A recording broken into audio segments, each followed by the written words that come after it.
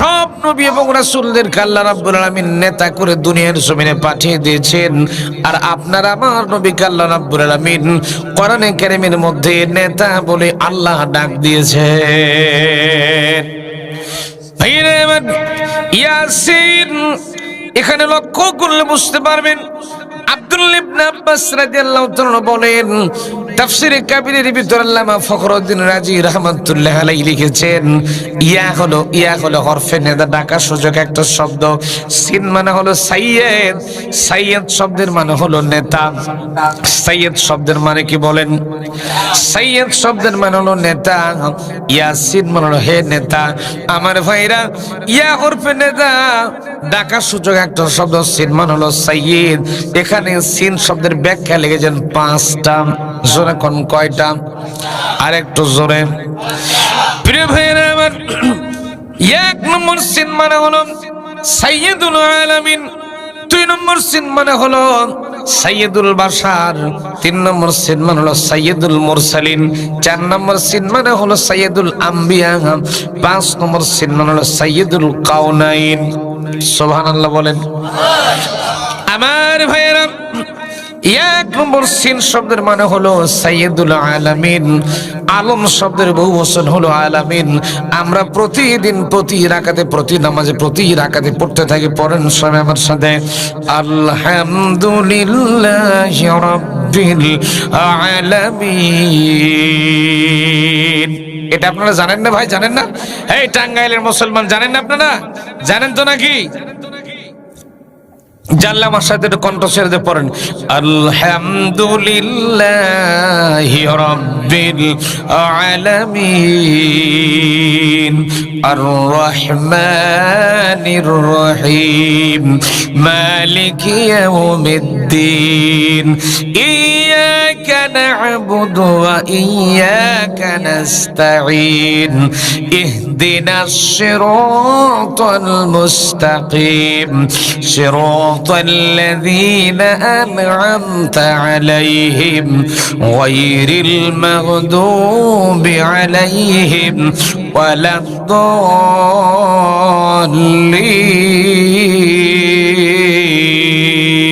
الله أكبر ভাইরা আমার এখানে আলম শব্দের মানে জগৎ আলম শব্দটা এক বচন আলম মানে যদি জগৎ হয়, আলামিন মানে হলো জগৎ সমূহ। তার মানে হলো মাটির উপরে একটা জগৎ আছে, মাটির নিচে একটা জগৎ আছে, আকাশের নিচে একটা জগৎ, আকাশের উপরে একটা জগৎ।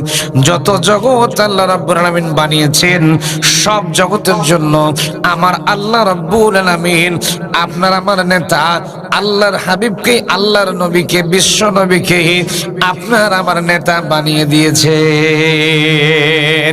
একটা আওয়াজ দেখুন সুবহানাল্লাহ। প্রিয় ভাইরা আমার, 2 নম্বরের সিন মানে হলো সাইয়্যিদুল বাশার। বাশার শব্দের মানে হলো মানুষ। এই পৃথিবীতে যেই মানুষ, যেই লোকটা বলবে মানুষ বলে বিবেচিত, সিন অনুযায়ী ওই লোকটার নেতা হলেন আল্লাহর নবী মুহাম্মদ সাল্লাল্লাহু আলাইহি সাল্লাম। ঠিক কিনা বলেন? যদি আল্লাহর নবী নেতা না হয় অন্য কেউ নেতা হয়ে যায়, তাহলে ইয়াসিন অনুযায়ী লোকটার মানুষ থাকলো না, সে কিন্তু জানোয়ার হয়ে যাবে। 3 নম্বরের সিন মানে হলো সাইয়্যিদুল মুরসালিন। আমার প্রিয় ভাইরা, মিশকাত শরীফের 511 পৃষ্ঠার হাদিসের মধ্যে এসেছে আল্লাহ পাক এই পৃথিবীতে 115 জন নবীকে, 15 জন মানুষকে আল্লাহ পাক 115 জন মানুষকে রিসালাতের দায়িত্ব দিয়েছিলেন, তারা ছিলেন রাসূল। এই 115 জন মানুষের মধ্যেই 115 জন রাসূলদের ভিতরেই আমার নবীকে আল্লাহ রাব্বুল আলামিন নেতা বানিয়ে দিয়েছে। 4 নম্বরের সিন মানে হলো সাইয়্যিদুল আম্বিয়া। নবী শব্দের বহু বচন হলো আম্বিয়া। ভাইরা আমার, এই পৃথিবীর জমিনে যত নবী এবং রাসূলকে আল্লাহ রাব্বুল আলামিন পাঠিয়ে দিয়েছেন সব নবীদের জন্য আপনার আমার নবীকে, বিশ্ব নবীকে নেতা বানিয়ে দিয়েছেন। 5 নম্বরের সিন মানে হলো সাইয়্যিদুল কাউনাইন। কাউনাইন শব্দের মানে উভয় জগৎ। প্রত্যেকটা মানুষের জীবনের জন্য পাঁচটা জগৎ অপেক্ষা করছে। 1 নম্বরে মৃত্যু, 2 নম্বরে কবর, 3 নম্বরে হাসর, 4 নম্বর মিজান, 5 নম্বরে পুলসেরাত। এই 5টা জায়গাতে, 5টা ঘাটেতে প্রত্যেকটা মানুষকে যাওয়ার দরকার আছে না নাই? আসতে বলেন আছে না নাই? আমার ভাইরা, দুনিয়ার জীবনে সারাটা জীবন যদি আল্লাহর নবীর নেতৃত্ব মেনে চলতে পারেন, তাহলে এই 5টা জায়গাতে, 5টা ঘাটিতে আপনারা, আমার নবী আপনাকে আমাকে রিসিভ করার জন্য অপেক্ষা করবে। আর একটা আওয়াজ দেখুন, সুবহানাল্লাহ। তাহলে দুনিয়ার জীবনে আল্লাহর নবীকে নেতা মানার দরকার আছে না নাই? জোরে বলেন আছে না নাই? ভাইরা আমার, লক্ষ্য করুন, হাফেজ ইবনে হাজার আসকালানী রাহমাতুল্লাহ লিখেছেন, দিন শব্দের মানে হলো ধর্ম মেনে চলে। দিন শব্দের অর্থ লিখেছেন তিনি 19টা, তার ভিতরে 9 নম্বর অর্থ দিয়েছেন দিন সিয়াসা। দিন শব্দের মানে হলো রাজনৈতিক নিয়ম নীতি। খুব ভালো করে লক্ষ্য করেন, দিন মানে হলো রাজনৈতিক নিয়ম নীতি। ভাইরা আমার, কান লাগান, এই টাঙ্গাইলের মুসলমান গভীর মনোযোগ দিলে বুঝতে পারবেন। একটা কথা খুব ভালো করে মনে রাখা লাগবে, এই পৃথিবীর জমিনে আপনার নামাজ আছে, রোজা আছে, হজ আছে, যাকাত আছে, দাড়ি আছে, টুপি আছে, পাগড়ি আছে, জুব্বা আছে। ইসলামের যেগুলো বিধান আল্লাহ রাব্বুল আলামিন দিয়েছেন, সবগুলি বিধান আপনি ঠিকঠাক মতো মেনে চলেছেন। কিন্তু এখনো পর্যন্ত আল্লাহর নবী মুহাম্মদ সাল্লাল্লাহু আলাইহি সাল্লামের নেতৃত্ব আপনি এখনো পর্যন্ত মানতে পারেননি। অন্য কাউকে, আবু জেহেল মার্কা কাউকে নেতা মেনে এখনো পর্যন্ত রাজনৈতিক জীবনে আবু জেহেল মার্কা কাউকে নেতা মেনে এখনো পর্যন্ত বসে আছেন, তাহলে আপনার মরণ হবে মুনাফিক নেতা আব্দুল্লাহ বিন উবাইয়ের মতো, কিন্তু আপনার মরণ হবে। কেন বললাম? তার মানে হলো এই আব্দুল্লাহ বিন উবাইয়ের জীবনে নামাজ পড়তো নবীর পেছনে, রোজা করতো, যাকাত দিত, হজ করতো, নামাজ পড়তো, সব কমপ্লিট ছিল। আব্দুল্লাহ বিন উবাইয়ের দাড়ি ছিল, টুপি ছিল, পাগড়ি ছিল, সব কমপ্লিট, সব ওকে ছিল। একটা জিনিস ছিল না, আল্লাহর নবী মুহাম্মদ সাল্লাল্লাহু আলাইহি সাল্লাম যে রাজনৈতিক নেতা, এই জিনিসটা আব্দুল্লাহ বিন উবাই না মেনে নিয়ে ও নেতা মেনে নিয়েছিল আবু জেহেলকে। মরে গেছে, আল্লাহকে তাকে জান্নাত দিয়েছে। কথা কন নাকি?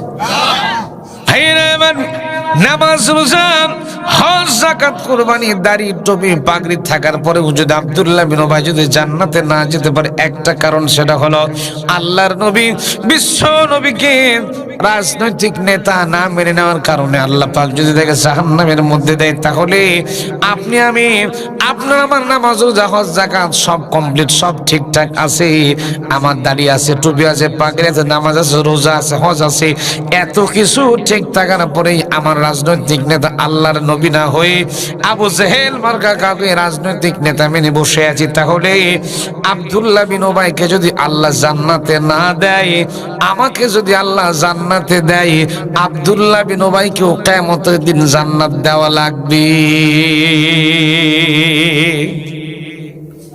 কথা বুঝেননি? প্রিয় ভাইরা আমার, এই আব্দুল্লাহ বিন উবাইয়ের জীবন সব ওকে। আব্দুল্লাহ বিন উবাইয়ের জীবন আমি পর্যালোচনা করে দেখেছি। আব্দুল্লাহ বিন উবাইয়ের জীবন সব কমপ্লিট ছিল। আব্দুল্লাহ বিন উবাই সব কাজ কাম ঠিকঠাক মতো করতো, নবীর পেছনে নামাজ পড়তো, কত বড় মুসল্লি খেয়াল করেন। আল্লাহর নবীর পেছনে নামাজ পড়তো, রোজা করতো, হজ করতো, যাকাত দিত। কিন্তু আমার নবী যে রাজনৈতিক নেতা, এই জিনিসটা সে না মেনে নিয়ে ও নেতা মেনে নিয়েছিল আবু জেহিল্লাকে। কাকে? ভাইয়েরা আমার, আব্দুল্লাহ বিন উবাইয়ের জন্য আমার নবীজি উহুদের ময়দানে 300 লোককে নিয়ে ভেগে চলে গিয়েছিল। আল্লাহর নবী ওই দিন ছোট্ট বাচ্চার মতো, ছোট্ট শিশুর মতো হাউমাউ করে ডুকরে ডুকরে কেঁদেছিলেন। তারপর আব্দুল্লাহ বিন উবাইকে নবী আমার ক্ষমা করে দিয়েছিলেন, যেহেতু রহমতের নবী। প্রিয় ভাইয়েরা আমার, কান লাগান, গভীর মনোযোগ দিলে বুঝতে পারবেন আব্দুল্লাহ বিন উবাই যেদিন মারা যায়, আব্দুল্লাহ বিন উবাই এত নবীকে ভালোবাসতেন। আল্লাহর রাসূল বলেছেন আব্দুল্লাহ নামটা আল্লাহর কাছে অত্যন্ত প্রিয়। নিজের নাম আব্দুল্লাহ, তার বেটার নাম আব্দুল্লাহ রেখে দিয়েছিল। প্রিয় ভাইয়েরা আমার, আব্দুল্লাহ বিন উবাইয়ের ছেলের নাম ছিল আব্দুল্লাহ। আব্দুল্লাহ বিন উবাই যখন মারা যায়, তখন তার ছেলে আব্দুল্লাহকে ডাকতে বলল, বাবা আব্দুল্লাহ রে, আমি তোমার পিতা আব্দুল্লাহ যখন আব্দুল্লাহ বিন উবাই যখন মরে যাব, তখন তুমি আল্লাহর নবীর কাছে গিয়ে বলবে আল্লাহর নবী যেন নিজের গায়ের জুব্বাটা আমার জন্য খুলে দেয়। আর আমার 2 নম্বর ওসিয়ত হলো আল্লাহর নবী বিশ্ব নবী যেন নিজে নামাজের ইমামতি করে আমি আব্দুল্লাহ বিন উবাইয়ের নামাজটা কমপ্লিট করে পড়ে দেয়। আমার প্রিয় ভাইয়েরা, শুনতেছেন তো? প্রিয় ভাইয়েরা আমার, আব্দুল্লাহ বিন উবাই যখন মারা গেল, সঙ্গে সঙ্গে আল্লাহ নবীর কাছে আব্দুল্লাহ বিন উবাইয়ের ছেলে দৌড়ে চলে আসলো। নবী আমার মসজিদ নবীর বারান্দায় দাঁড়িয়ে দাঁড়িয়ে সাহাবায়ে কেরামদের সাথে বক্তৃতা করছিলেন। ভাইয়েরা আমার, দাঁড়িয়ে দাঁড়িয়ে আমার নবীজি বক্তব্য করছিলেন। এমন সময়ে আব্দুল্লাহ বিন উবাইয়ের ছেলে আল্লাহ নবীর কাছে হাজির হয়ে গেল। আসার পরে ডাকতে বলছে, ইয়া রাসূলুল্লাহ, হে আল্লাহর নবী, আমার বাপ আব্দুল্লাহ বিন উবাই মারা গেছে। আমার বাপের 2টা ওসিয়ত ছিল, সেটা হলো 1 নম্বর ওসিয়ত হলো আপনি আমার গায়ের জুব্বাটা খুলে দিবেন, আর 2 নম্বর ওসিয়ত হলো আপনি নিজের হাতে আপনি আমার বাপের জানাজাটা কমপ্লিট করে আমার বাপের লাশটাকে কবরের মধ্যে নামিয়ে দেবেন। ভাইরা আমার, নবী আমার রহমতের নবী সব দুঃখ যন্ত্রণা ভুলে গেছেন। আব্দুল্লাহ বিন উবাই ইহুদের ময়দান থেকে 300 লোককে ভেগে নিয়ে চলে গিয়েছিল, ওইটাও নবী আমার ভুলে গেলেন, দুঃখ মনের মধ্যে রাখলেন না। আব্দুল্লাহ বিন উবাই মারা গেছে, সঙ্গে সঙ্গে আল্লাহর নবী গায়ের জুব্বা খুলতে লাগলেন, জামাটা খুলতে লাগলেন। আব্দুল্লাহ বিন উবাইয়ের লাশটাকে মুড়িয়ে দেওয়ার জন্য জুব্বা খুলতে লাগলেন। সঙ্গে সঙ্গে হযরত ওমর রাদিয়াল্লাহু তাআলা জামা টান দিলেন। খেয়াল করেন, হযরত ওমর রাদিয়াল্লাহু তাআলা জামাটা টেনে ধরলেন, ডাকতে বললেন, হে রাসূল, এই লোকটার জন্য আপনি জামা দেবেন না। যদিও লোকটা আপনার পেছনে নামাজ পড়তো, রোজা করতো, হজ করতো, যাকাত দিত, কিন্তু এই লোকটার নেতা ছিল আবু জেহেল। কে ছিল? কে ছিল? এই লোকটার নেতা ছিল আবু জেহেল। লোকটার জন্য আপনি জামা খুলে দিবেন না। আল্লাহর নবী বললেন, ওমর রে, জামাটা তুমি আমার ছেড়ে দাও। তুমি নিষেধ করতেছো, কিন্তু আমার মালিক আমার আল্লাহ রব্বুল আলামিন তো আমাকে এখনো নিষেধ করে নাই।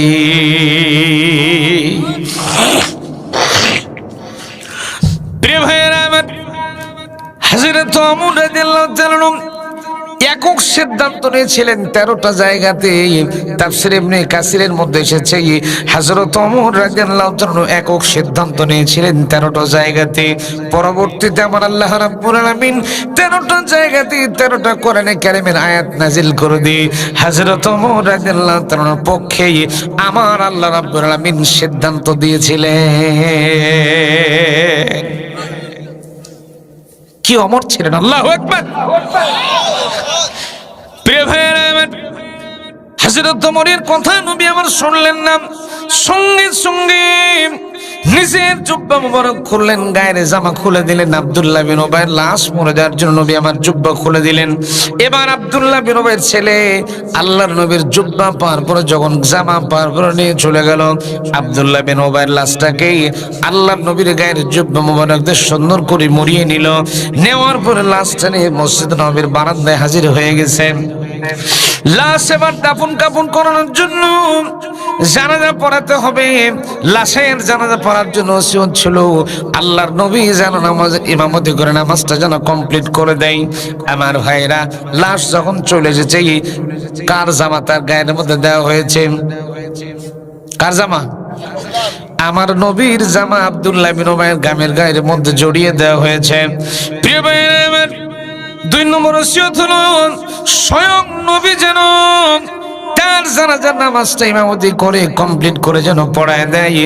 আব্দুল্লাহ বিন উবাইয়ের ছেলে বলেন, হে রাসূল, আমার বাবার ওসিয়ত হলো আপনি যেন আমার বাবার জানাজার নামাজটা কমপ্লিট করে পড়িয়ে দেন। আল্লাহর নবী জানাজা স্টার্ট করবেন না, জানাজা পড়াতে যাবেন। মসজিদ নববীতে হযরত ওমর সহ টোটালি 23 জন সাহাবী ছিলেন। 22 জন সাহাবী আল্লাহর নবীর পিছনে দাঁড়িয়ে গেছে। হযরত ওমর এখনো পর্যন্ত তিনি দাঁড়াননি, তিনি দাঁড়িয়ে দাঁড়িয়ে দেখছেন 22 জন সাহাবী নবীর পিছনে দাঁড়িয়ে গেছে নামাজ কমপ্লিট করার জন্য। ভাইরা আমার, আল্লাহর নবী আল্লাহু আকবার বলে জানাজা কমপ্লিট করবেন, জানাজার নামাজ